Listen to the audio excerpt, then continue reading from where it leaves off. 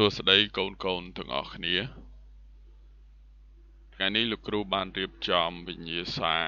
ថាជាវិញ្ញាសាឬក៏ជាអត្ថបទដើម្បីកូនត្រៀមសម្រាប់ការប្រឡងឌីប្លូមនៅពេលខាងមុខនោះ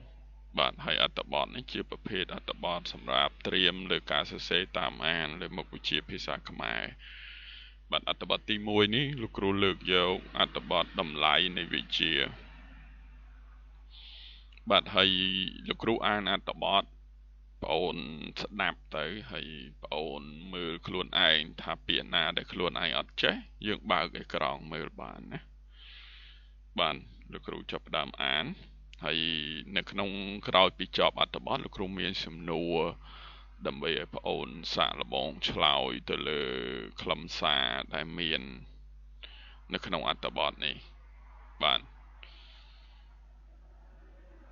អត្ថបទតម្លៃនៃវិជ្ជាមានតម្លៃលើមាសពេជ្រនិងទ្រព្យសម្បត្តិនានាវិជ្ជាជាទ្រព្យជាប់នឹងប្រាណចោលលួចក៏មិនបានចាយច្រើនរិតតែចម្រើនឡើងអ្នកផងទាំងពួងតែងយល់ថាគ្មានអ្វីភ្លឺជាងរស្មីព្រះអាទិត្យឡើយប៉ុន្តែចំណេះវិជ្ជាភ្លឺជាងពន្លឺព្រះអាទិត្យទៅទៀតចំណេះវិជ្ជាអាចបំភ្លឺអ្នកសិក្សាឲ្យមានប្រាជ្ញាភ្លឺស្វាងមានគំនិតទូលំទូលាយ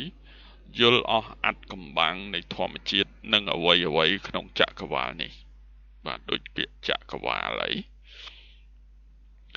វិជ្ជាអាចបង្កើតសម្ភារៈបានច្រើនអត្តកណនីតាំងពីរបស់តូចតាចរហូតដល់សម្ភារៈបច្ចេកទេសទំនើបសម្រាប់បម្រើសេចក្តីត្រូវការរបស់វិញ្ញាជននិងមនុស្សទូទៅបាទដូចជាពាក្យវិញ្ញាជនបងអូនអាចមើលហើយសរសេរឲ្យបានត្រឹមត្រូវណាលោកគ្រូអានបន្តប៉ុន្តែប្រការគួរឲ្យសោកស្ដាយនិងគួរឲ្យស្អប់ខ្ពើមដោយមានជនអសិលធម៌មួយចំនួនបានយកចំណេះវិជ្ជាទៅបម្រើមហិច្ឆតារបស់ខ្លួនដើម្បីអំណាចទ្រព្យធនផ្ទាល់ខ្លួនមិនគិតដល់ជីវិតនិងផលប្រយោជន៍មនុស្សផងគ្នាយើងជាសិស្សានុសិស្សត្រូវខិតខំសិក្សារៀនសូត្រក្រេបយកចំណេះវិជ្ជាគ្រប់ជំនាញដើម្បីញ៉ាំងខ្លួនឲ្យคล้ายជាបញ្ញាជនវិញ្ញាជននិងអ្នកដឹកនាំប្រកបដោយសុចរិតយុត្តិធម៌និងជាអ្នក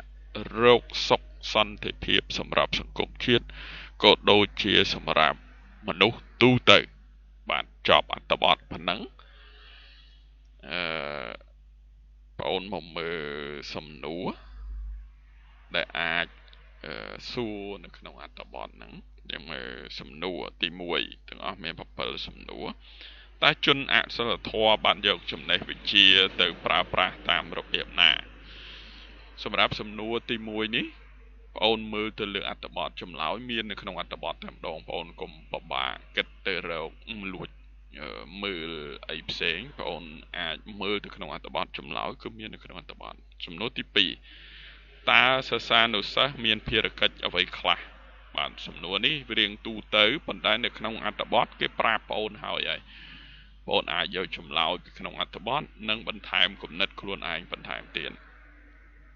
ទី3ចូលស្រង់ពាក្យបន្ថែមចុងពីក្នុងអត្ថបទឲ្យបាន4ពាក្យបាទបងអូននឹកឃើញមេរៀនយើងនៅថ្នាក់ទី9មានពាក្យបន្ថែមចុងនិងពាក្យបន្ថែមដើមណាពេលនេះគេសួរហើយចូលពន្យល់ពាក្យខាងក្រោមនេះឲ្យបានត្រឹមត្រូវមានពាក្យវិញ្ញាជនអសិលធម៌សុចរិតយុត្តិធម៌សន្តិភាពហិច្ឆតាចក្រវាលមនុស្សធម៌បាទយើងមើលនៅក្នុងពាក្យទាំង4នេះសំពាក្យពន្យល់ពាក្យនេះបងប្អូនយើងអាចមើលពន្យល់ពាក្យនេះសឹងតែជាចម្លើយនៃសំណួរទី3ស្ទើរតែទាំងអស់ហើយទី5ចូលរកពាក្យផ្ទុយនិងពាក្យខាងក្រោមនេះឲ្យបានត្រឹមត្រូវមានវិញ្ញាជនមនុស្សធម៌ភ្លឺស្វាងទូលំទូលាយបាទហើយទី6ចូលរកពាក្យនៃដូច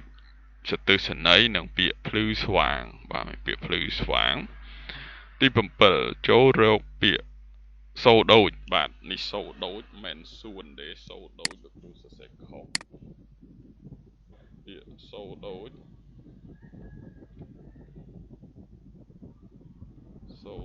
និងពាក្យសូតបាទបងគិតមើលក្នុងសំណួរនេះ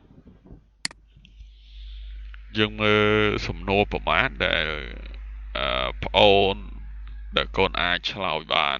ទៅលើសំណួរទាំងអស់ហ្នឹងតោះលោកគ្រូបង្ហាញចម្លើយបាទចម្លើយតើ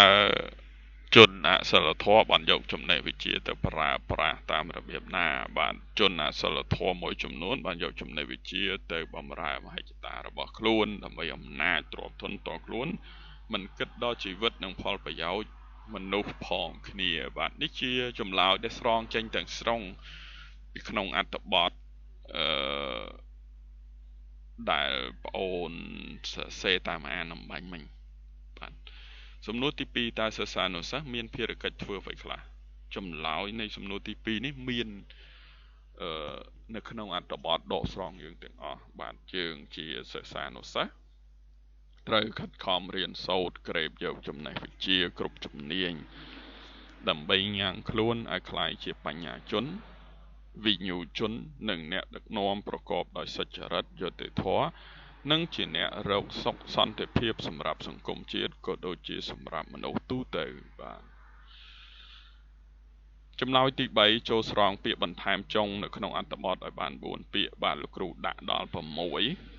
ក្នុងនោះមានចំណេះវិជ្ជាយើងថែមពាក្យវិជ្ជាវិញ្ញូជនយើងថែមពាក្យជន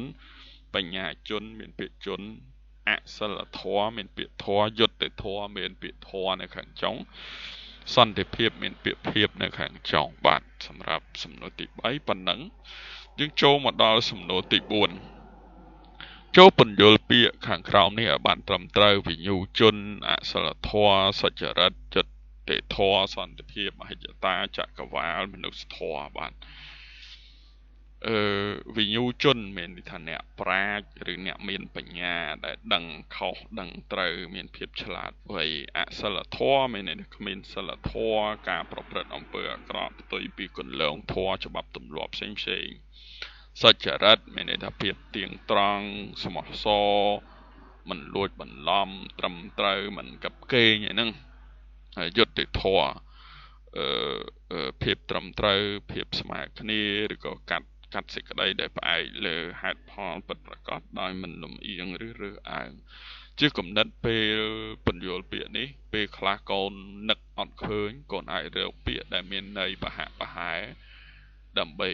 ពន្យល់ក៏បានដែរបាទយើងមកមើលពាក្យបន្ទាប់ទៀតសន្តិភាពសេចក្តីស្ងប់ភាពគ្មានសង្គ្រាមភាពរុងរឿងនិងសុខដុមរមនាមហិច្ឆតាសេចក្តីប្រាថ្នាធំដុំការចង់បានភាពជោគជ័យខ្ពស់លើសកម្រិតធម្មតាបាទចក្រវាលជានាមមានន័យថាលំហដ៏ធំល្វឹងល្វើយដែលប្រមូលទៅផ្ដុំទៅដោយភពផ្កាយឬក៏លំហអាកាសពិភពលោកក៏បានដែរមានន័យបែបហ្នឹងយើងចូលដល់សំណួរបន្ទាប់សំណួរទី5ចូលរកពាក្យផ្ទុយនឹងពាក្យខាងក្រោមនេះឲ្យបានត្រឹមត្រូវបាទមានវិញ្ញូជនយុត្តិមនុស្សធម៌ភ្លឺស្វាងទូលំទូលាយបាទវិញ្ញូជនមានន័យថាអវិញ្ញូជនឃើញកូនខ្លះសរសេរដាក់ថាអនាគរជនអាចត្រូវដែរបាទមនុស្សធម៌អមនុស្សធម៌បងខ្លះដាក់ថាប្រៃផ្សាយខូខើអីក៏អាចដែរភ្លឺស្វាងស្មើនឹងងឹតឈឹងឬក៏អន់ថយទូលំទូលាយបាទផ្ទុយនឹងតូចចង្អៀតឬក៏តូចល្អិតបាទយើងចូលមកដល់សំណួរទី6ចូលរកពាក្យន័យដូចឬក៏សទិសន័យនឹងពាក្យភ្លឺស្វាងបាទមានពាក្យរុងរឿងថ្កុំថ្កើនត្រចះត្រចង់រុងរោចបាទយើងមកមើលសំណួរចុងក្រោយសំណួរទី7ចូលរកពាក្យសូដូចឬក៏សទិសសូនិងពាក្យសូតបាទសទិសសូលោកគ្រូសរសេរសោះលោកគ្រូកាយនេះសិននិងពាក្យសូតបាទយើងមើលពាក្យសូត ទី1សរសៃសូត្រសម្ពុតសូត្របាទសូត្រដែរថាតាមរបៀបឬក៏ថាតាមដោយសូត្រធម៌សូត្រមេរៀនតាមលោកគ្រូអ្នកគ្រូហើយសូត្រនេះក៏អាចទៅសេសូនឹងធើជើងយោដែរដែលមានន័យដូចគ្នាជាមួយនឹងសូត្រតជើងរោដែរណាហើយសូត្រមួយទៀតសូនឹងទៅអ្នកចំអិនអាហារអ្នកដាំស្លបាទដូចជាសូត្រសាស្ត្រពាក្យនេះគឺពុំសូវឃើញប្រើទេហើយយើងខានប្រើយូរនៅក្នុងជីវភាពរស់នៅជាក់ស្ដែងយើងច្រើនតែប្រើពាក្យសូត្រ3ខាងលើនោះហើយសូត្រមួយទៀតគឺសូត្រនេះឈ្មោះស្រុកមួយនៅខេត្តសៀមរាបគឺស្រុកសូត្រនិគមហើយសូត្រនឹងក៏ជាវណ្ណៈមួយនៅក្នុងសាសនាព្រាហ្មណ៍បាទមានវណ្ណៈសូត្រវណ្ណៈក្សត្រវណ្ណៈអីហ្នឹងឯងអញ្ចឹងសម្រាប់អត្ថបទទី1នេះលោកគ្រូបញ្ចប់ត្រឹមហ្នឹងបងអាចមើលទៅលើខ្លឹមសារអត្ថបទនៅផ្នែក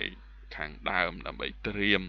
សម្រាប់ការសរសេរតាមអាននៅពេលប្រឡងក្នុងពេលខាងមុខបាទអរគុណច្រើន